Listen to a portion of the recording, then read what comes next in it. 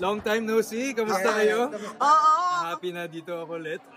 Siyempre, in showbiz industry, hindi naman talaga ako nagtagal doon. But I feel that, going back to a premiere is something that I feel very happy about. Sinong kinakamusta? Sinong sinusuportahan mo tonight? Well, ang production, saka ang cast. So as the chairman of the Special Committee on Creative Industries, gusto ko rin to be in touch with the creative industries. So, malaman natin kung paano pa natin supportahan ng industriya. Grabe, syempre, kung nasa showbiz kami, akala namin may nililigawan ka uli, Wala. Alam mo, happy ako na to be just working and focusing on myself. That's nice. Yung mga gantong ganap. Nakakamiss dahil yung energy, yung creatives, talagang napakaganda.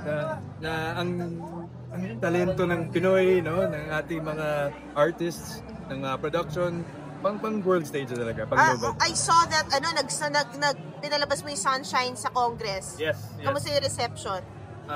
Very happy with the reception. Dahil advocacy film po yan. And si Direk Tonet, with the whole team, sobrang galing, critically acclaimed, at the same time commercially successful. So yung advocacy really resonated with our fellow lawmakers. Yun yung point talaga na dito dapat natin ipakita to show kung ano yung pinaglalaban ng film ng Sunshine and to really have that dialogue within our lawmakers. And, go ahead. Initiative mo yun? Yes. In-invite po ako ni Garlic Garcia, head po ng U.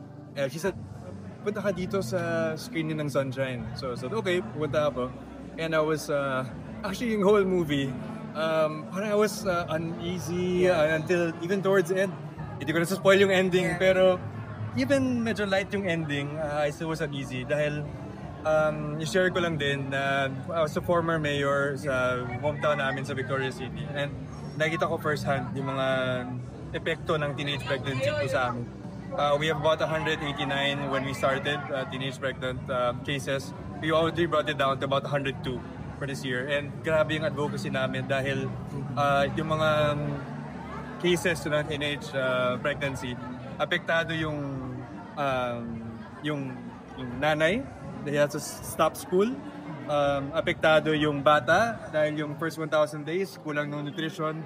Dehado na sila, hindi pa sila pinapanganak. So, yun po. So, I'm very touching yun sa akin. And then I said, kailangan natin ipakita sa Congress. What did you discuss with Maurice regarding this? What do you mean? About the movie? Oo, bakit may iba pa? Ikaw nga, ikaw ata nag-release sa sarili mo eh. About the movie, syempre! Siyempre, kamusta yung role niya sa Sunshine? Diba parang ibigiti mo? Hindi, wala. Baka maka-obvious construe talaga ng Namumula ka! Namumula ka! Compose yourself! Ano talaga? Bili ka mag-rent. No! Our safety! Hindi. Happy ko. Namumula ka! Happy na pinakita namin sa Congress. Tapos, yung ibang lawmakers, nagsabi, dalhin namin sa distrito, ganun-ganun. So, yeah. Pero kung di ano ka ba? Pinapawisa na talaga ako dito. kaibigan mo lang si Maris before. Best friend yan ng ex.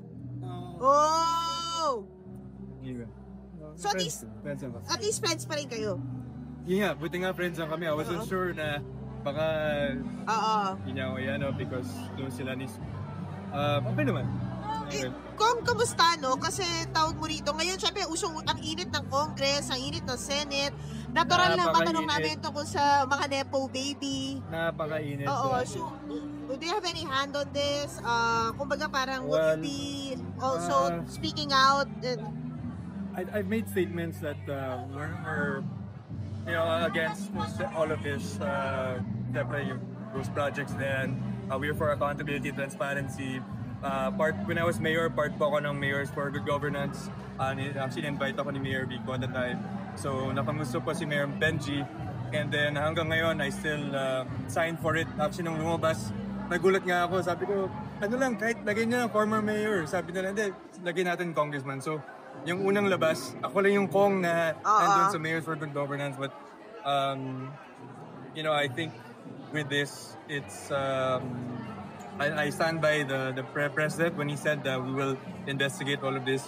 Pero kailangan, I think tuloy-tuloy po to. But it should also be peaceful.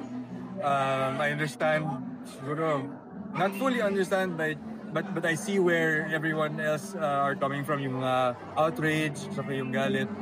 I hope maging productive eventually yung ating mangyari and may mananagot. At the end of the day, kailangan may Yun mananagot. nga, how is this? You move around in such a small circle. You guys, you know them personally. You guys are friends. Kamusta yan behind the scenes? Can you take us? Grabe rin talaga dahil I came from Congress today. Oo. Ano man yung nangyari today with the Senate hearing. Yung mga pangalan. Yung mga pangalan. Nakikita mo yan. Nakakasama mo yan. Yes. Well, at the end of the day, sila dapat yung mag-respond doon. I don't have any comment about yung kanilang distrito, kung sino yung mga naapektuhan. Ang gusto lang sabihin is I support the creation of the independent commission dahil yung nangyayari ngayon sa Senate hearing is sinabi nila yung last hearing ganito. Sinabi nila sa hearing kanina, medyo iba. Ba't nagka-inconsistency, di ba? So, let's see kung how this will be moving forward. Lighter side naman ko, ano ba,